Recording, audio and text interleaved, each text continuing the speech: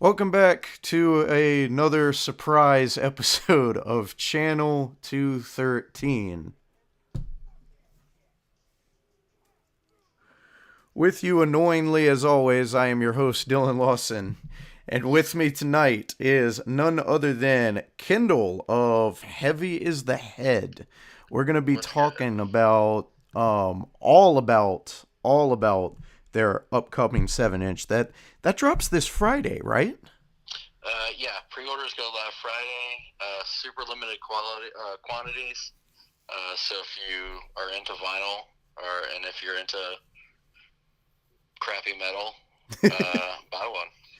Absolutely. And keep in mind, I just read something today that said something about vinyl takes 10 months to press right now. Yes, you'll get the record in 2037. I think that's the scheduled delivery date. So be sure to buy them up now while you still can, because these Right, things are like extra rarity now, right? right. So tell us a little bit about, I guess, Heavy as the Head. What kind of, and by the way, if you're listening, you'll be able to hear, wow, that's really loud. You'll be able to hear some unreleased tracks from that going on in the background as we talk. And if you like what you hear, definitely buy it. Like Kendall said, there's going to be a limited run, and who knows when you'll be able to get another fresh batch of them. So buy them up. But yeah, tell us what kind of, I guess, fans do you expect, or what kind of person could get into Heavy as the Head? Pretty much anybody, maybe. I hope so. That would be cool if everybody was into it. We're a five-piece metal hardcore band. It's metalcore, but not really metalcore. I guess I don't know. It's whatever you're into.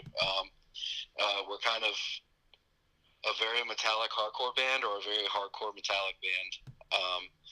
But that's kind of what it is. Definitely thrashy elements. Definitely breakdown elements. Um, that's kind of it. It's we're not really singing about ghosts and goblins.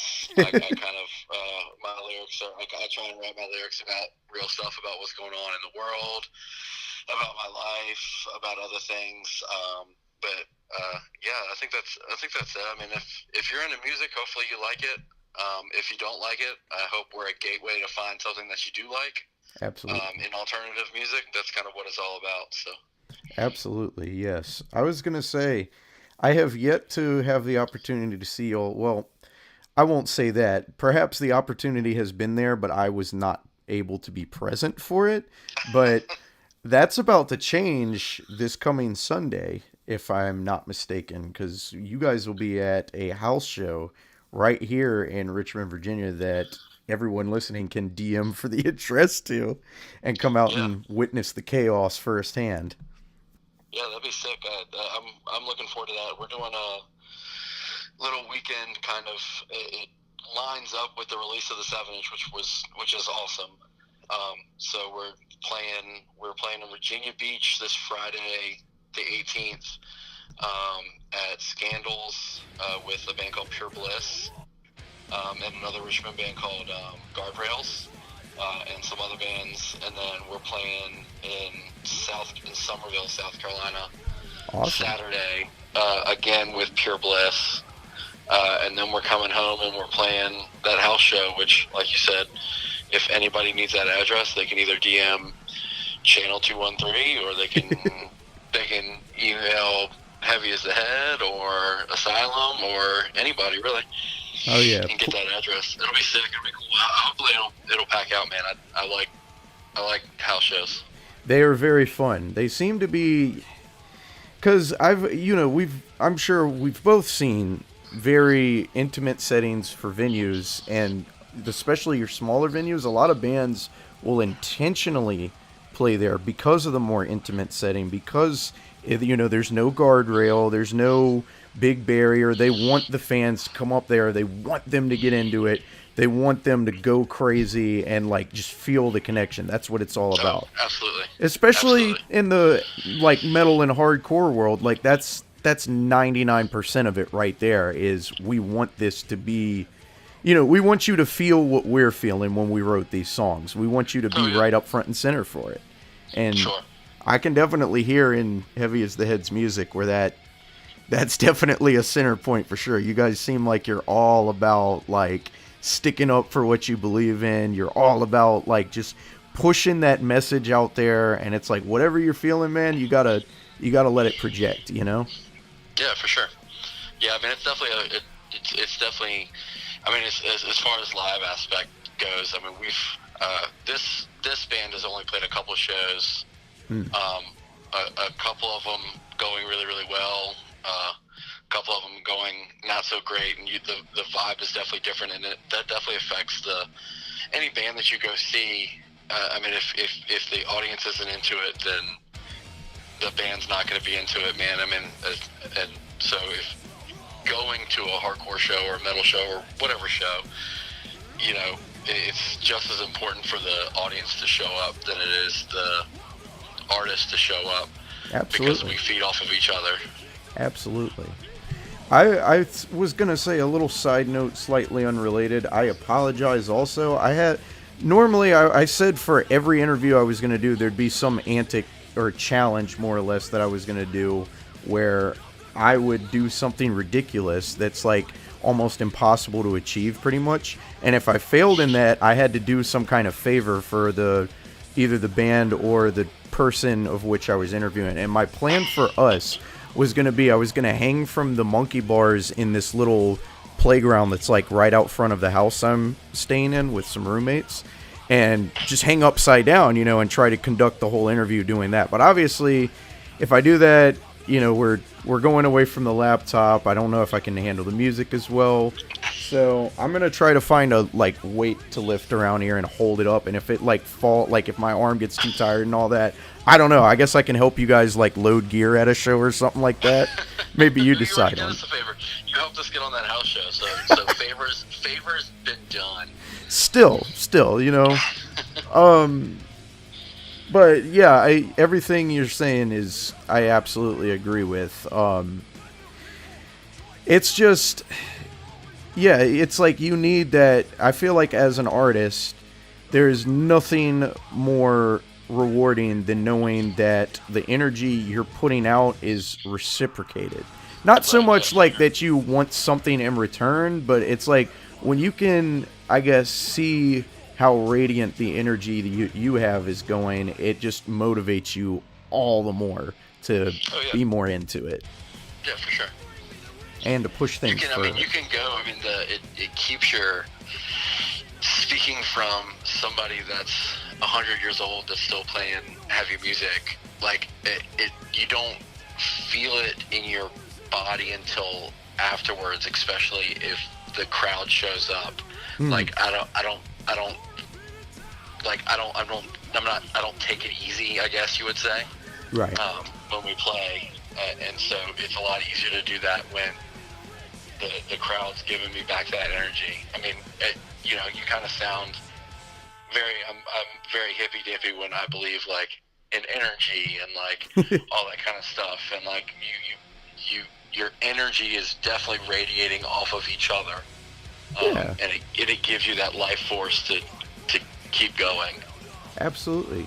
Well, that's what it is, though. You know, that's the big part of it. It's what, I mean, as you know, probably ridiculous as some things may look to us now, that given we have the hindsight on it with Woodstock, that was what it was there, more or less. I mean, a chaotic, you know, maybe less coordinated version of what that vision would be, but that's really what it is. That's an example of like what art can really do for people, because you know, a lot of that festival in particular was like almost like crowd-funded and crowd-constructed and all that, albeit, yeah, there were some poorly organized things here and there, but like some of the older shows that the Grateful Dead did, they like built the stage themselves, you know, they like took the 3 days and all that, and yeah, I think that's what we aim for these days, is like a DIY approach. Just, hey, how about we all kind of try to stay sober and like not let this get too out of hand so people can like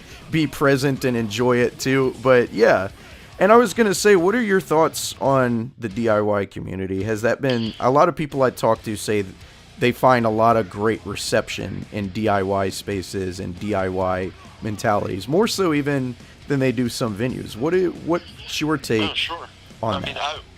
I first of all, I mean that's what it's all about. I mean that's what punk and hardcore and alternative metal is. That's what it is, man. I mean Yeah. it's all DIY. It's all people helping people. It's all bands helping other bands. I'm gonna get you on this show, and you get me on this show, and I mean it's just a huge network of just a bunch of weirdos and freaks helping each other out, playing music that our parents don't like. You Mm. know, I mean, and so I mean the DIY aspect of just booking shows and getting shows together. I mean that's second to none in our community.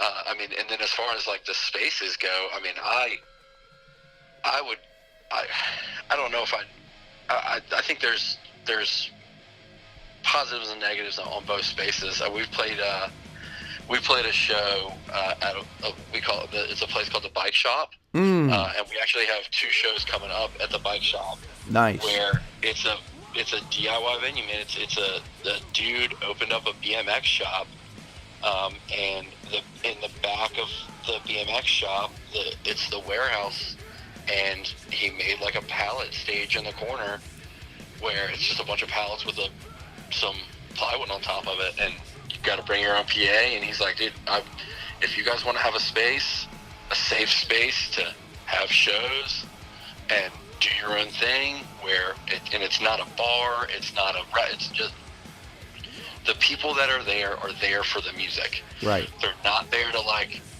go drink, and there just happens to be a band playing or anything like that. It's you came here to support these bands, and I think I love that, dude. And a DIY house venue, that's nuts, though, man. That's a whole nother level of like, hey, you guys come destroy my house while these bands play music. I mean, I mean, as much as I love DIY stuff, I would never open my house for a house show. But like, Takes I mean, guts. I It think does. that's so cool, man. I mean, I think that's just so. It's such a supportive thing to do to the alternative music community. And I mean, I'm good friends with the guy that lives at there's a house show venue place called Yellow House. Hmm.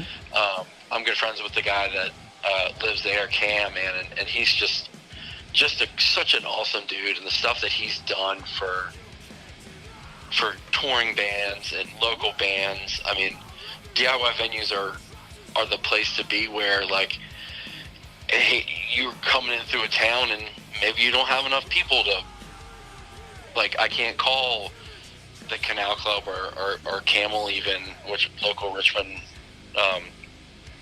venues, like I don't have enough for them to book me because it's a lot of overhead with that kind of stuff. DIY venues are where bands start up. I Absolutely. mean, so dude, I remember seeing, I don't know if you've ever heard of a band called Fall Out Boy, Yes. but dude, I saw them in a basement 100 years ago with a band called Race the Sun from Richmond. Like, think about if somebody didn't let this unknown band from Chicago, Fall Out Boy, play in their basement. Mm. And you know, and that whole tour was like that, where it was all like smaller venues and stuff like that. Think about, let's say that all the punk rock kids were like, nope, we're not doing that. Yeah. And let's say that they after that tour they were like, hey man, this isn't worth it. I mean, I just use Fall Out Boy because it's an easy example, but like, Yeah. you know, like if it wasn't for DIY venues, there would be no building blocks to sell out arenas eventually, you know? Absolutely, yeah. That you're absolutely right. Like I can't imagine, because it's like on one hand, you're thinking, okay, maybe they would have still gone somewhere, but um, it probably would have been more strained if they hadn't been able Sure. to play those basement shows, because that's 100% where I feel like your most loyal and dedicated fan bases will inevitably come from.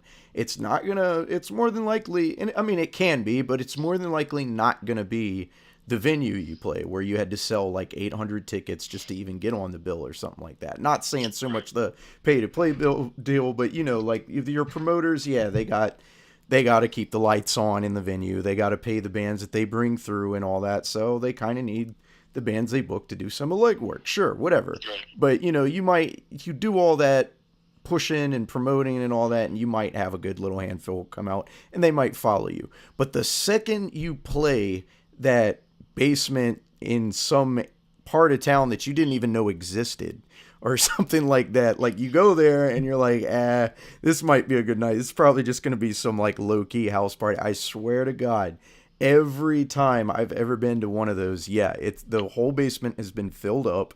Right. Everybody's lost their minds. Any band I've seen there, they're like hurting to keep their merch because it's like gone almost instantaneously. In fact, I've Right. seen some bands get cleared out of merch, and I don't even know if the people that bought it even were there when they were playing. Like, you're right. Those are the absolute Well, it's building also blocks. like if we're talking about like you know the money aspect of things, there's no overhead. Yeah. Like there's no like the club gets a certain percentage, gets the door, and then the band gets a little tiny percentage, and like some, the venues that even take percentage of merch cuts, which is BS in the first place, but like, like there's none of that in those aspects. It's $5, 10, it's really it's just hey, pay whatever you can. It's all Yeah. going to the touring bands. If you don't want to pay, don't pay. Who cares? But like you really ought to give a little. It's all donation to the bands. That's it. Yeah. Whatever you give to this is probably going in one of these bands' gas tanks so that they Right. can get back home after all And this see, shit. that's also like the part of like respecting the space of like you. Let's say we make $100 on this house show or Hmm. whatever, and then someone punches a hole through the wall because they're being an idiot. Well, that $100 that was gonna go into that band's gas tank now has to go to fix the space. Yeah. And so like that's a big thing of like when everyone goes to a house show or a DIY space, that's a big like, hey, respect the space, because if you don't respect the space, you're disrespecting the bands that you're going to see as well, Yeah. because now they have to, because they're on the hook Yeah. for repairing whatever you guys decided to destroy. Yeah, absolutely. And then it becomes a thing of that space might not want to do it anymore, and then Right, they exactly. vanish. I was gonna say, more specifically on some questions for Heavy as the Head. If you don't mind, how exactly did you all come to be? Like, what made you meet everybody that's in the band, current or past lineup, what have you? What was the conception of Heavy Sure. as the Head? Well, so me and Nick, one of our guitar players, we grew up together. I mean, I've known him literally since we were in diapers. Wow. So we've known each other forever. Our moms were friends, and we've just been friends ever since. And then Rich, our other guitar player, um, it was like I don't want to say like 2 years ago, Mm. maybe a year and a half ago, put out into the universe that he had a guitar. He wanted to play guitar in a band because he used to play in a band. He used to sing in a band called Time of Cholera from Northern Virginia. Oh, nice. Which, if you haven't looked up Time of Cholera, and anyone who is listening to this, if you have not listened to Time of Cholera, please don't drop what you're doing right now. But after this, please listen to that band. But they're incredible. But he wanted to. He was done. He didn't want to sing in a band anymore. He wanted to play guitar. And so him and Nick got together. And then as soon as I found that him and Nick were jamming together, I was like, listen, I don't care who you plan on having sing for your band, but it's gonna be me. Yeah. Because having Rich part of it. I mean, I've been a huge fan of Rich's forever, just being his fan of his vocals or whatever. But we started probably about a year ago. We actually got together, and we got with Andrew, our drummer. He same thing. He played drums in a band called Panda Watch Mm. forever ago, and he hadn't really played any music in the last couple of years, and I knew he played drums, so I hit him up. And I mean, we had always been kind of acquaintances. We kind of knew each other through other people. And then we had our original bass player James Hoffer, who is in I think every single band in Richmond. He's in a band called Glossing, um, Dead Formats. Mm, Um, Crap, I can't think of. He's in. I'm serious. The dude's in like 7 bands. right. And so he played bass for us for a little while. He's actually on the 7-inch. He recorded the songs with us. Nice. And recently, in the last month, um, Jimmy kind of stepped away, and our friend, my good friend Mern, who's now he's all of our good friends, but he started playing bass. Nice. And so that's kind of the evolution of how we've become who we are, and our sound kind of comes from the mix between all of us. Because I mean, Rich's musical taste is all over the place. Me and Andrew are both, old hardcore kids, Yeah. and Nick listens to like Nick listens to all the bands that you like look at their name and you can't understand anything that it says. All of those are Nick's favorite bands. Hell yeah. If it's like has blood, dead, dying, death in the name, and if the lead singer is a dude with long hair wearing makeup, Nick's in. Nick is all the way in. The more indistinguishable the logo is, the more definitely Nick has a Right. vinyl of theirs. Yeah. If it looks like a pile of sticks, Nick's in. And that's what the kind of mix of why I say like I mean, I guess you would label it as metalcore, but it's some metal kids and it's some hardcore kids playing music together. So I think that's where I think me personally, that's what I like so much about it, because I like metal stuff and I like hardcore stuff, and so like we kind of get to marry both of those things together. Yeah. I was going to say, from what I was listening to over the tracks that we just played, it's very abrasive. It's like it does have a nice blend. Like it has all the nice elements of each one of y'all's influences packed into one big powerful punch. Like Yeah. that was straight Mike Tyson's fist, man, from start to finish. So I Yeah, definitely think that 7 inch is gonna go over real nicely. we never profess to be like a very soft, like slow dancing songs for sure. It's very they they play with 7 strings. They're in G sharp. I think that's what they say. I don't know anything about tuning or guitars, but when we tell people that we are in G sharp, everyone's like, "What?" And so like it's very low end, which is cool with me. I'm just happy to be yelling at a mic, man. I feel that very therapeutic. Am I right? Yeah. I was gonna say, if there is a slow dance to be had to Heavy as the Head, it's a very different style of slow dance. Right. You mentioned the weekend to run you're gonna do. How many dates and where are you going again? I apologize. I know you mentioned it before, but just You're fine. for more Uh, so elaboration on that. so February 18th, which is the same day the vinyl's available for order, which is this Friday. We're playing in Virginia Beach Hell at a yeah. place called Scandals. We're playing that show with Pure Bliss, Love Gun, Guardrails, Dream Terrace, and us. Hell yeah. And then the following day, we drive down to Somerville, South Carolina, Hmm. which I think it's right outside of like Charleston, if I'm not mistaken. Right. Um, but we're playing that show with Pure Bliss again. The first 2 dates of that Pure Bliss tour we're on. And then a band called Circleback, or so good. Oh yeah. Fire Flood is playing that show. And then, oh, forgive me, I can't remember the other bands that are on the show. So that's Saturday, February 19th. And then February 20th, we're back in Richmond at an undisclosed house location, which you can DM anybody that's on the show for the address. But that's going to be with us. Who else is playing that? I mean, you guys are playing that show. Asylum 2 with 13 is playing that show. Fellowship is playing that. Dude, Fellowship that's what you guys are on tour with Fellowship that this week, right? Yeah. We're real Dude, that band excited. is so good, man. Aren't they? I mean, They're great. unreal. They are Um, great. who else is on that show? Half Cast playing?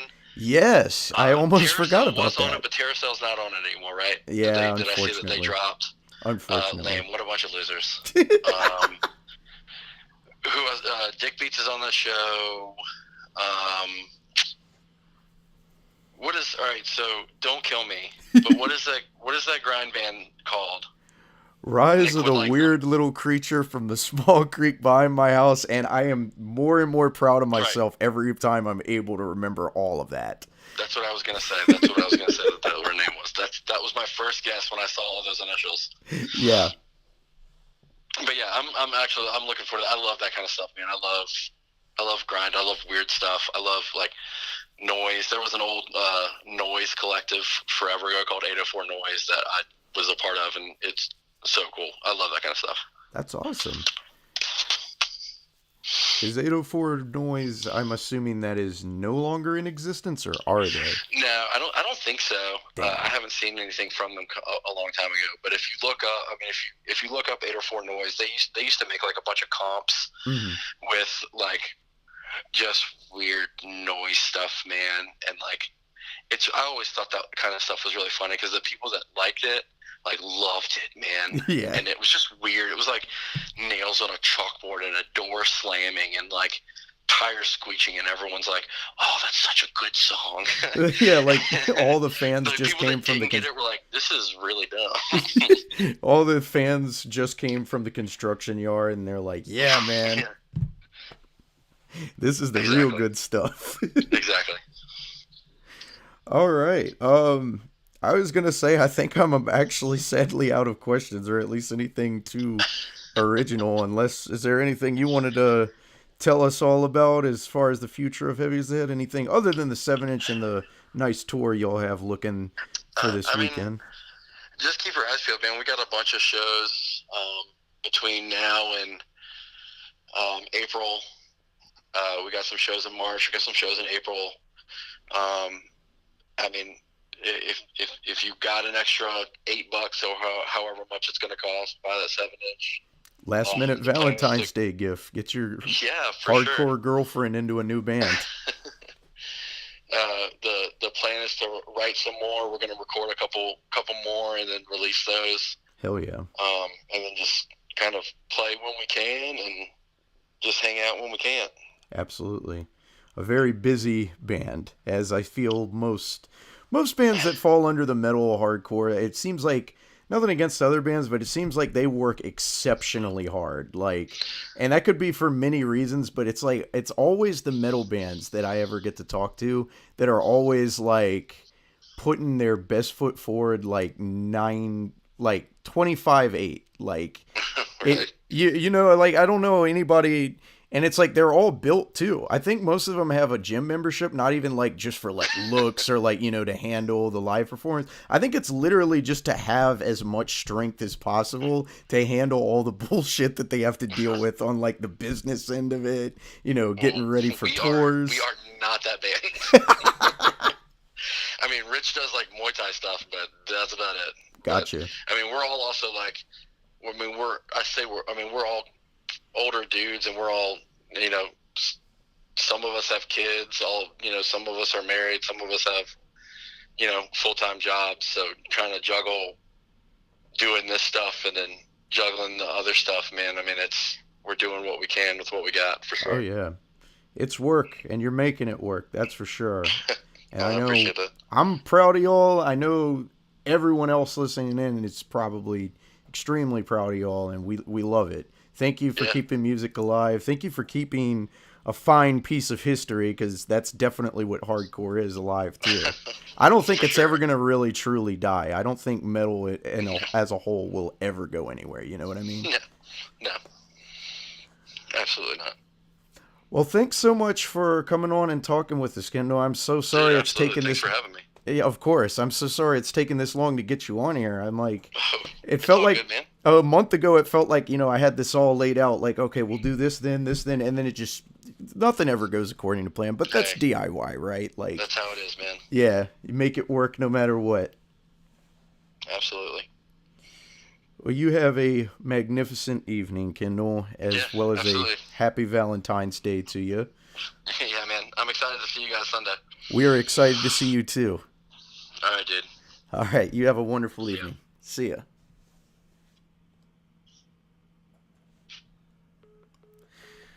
All right, and so concludes my interview with Kendall of Heavy as the Head. As he said, if you are anywhere near Virginia Beach, which will be this Friday, the 18th, at Scandals Live, get out to Scandals, check them the fuck out, buy their vinyl. I will post a link to the vinyl where you can purchase it. I will link you to their Bandcamp, link you to all their stuff, link you to these shows. They're going to be going to Virginia Beach, then they're going to be going down to South Carolina, and they're going to be coming back up to Richmond where you can see them at a house. And if you want to come out to that, you know who to message, me or any of the bands on the bill. We will happily provide the address. We just, we gotta kind of keep it on a speakeasy term. But thank you so much for tuning in. This has been another spontaneous, sort of ish episode of Channel 213. This is probably the last one I'm going to do up until maybe sometime next week. I don't know. We'll see if it's in the cards. Band's going on tour, more or less, starting Wednesday, so I just won't be around the house. I won't be around a microphone to talk endlessly and annoy the shit out of all of you. But I will happily be right back to it next week, or if not then, maybe sometime after. I'm not sure. Things are kind of weird right now. But anyway, this is Dylan Lawson signing off for Channel 213. I got it! Yes! Thank you for tuning in. We will see you again next time. Whenever the fuck that is.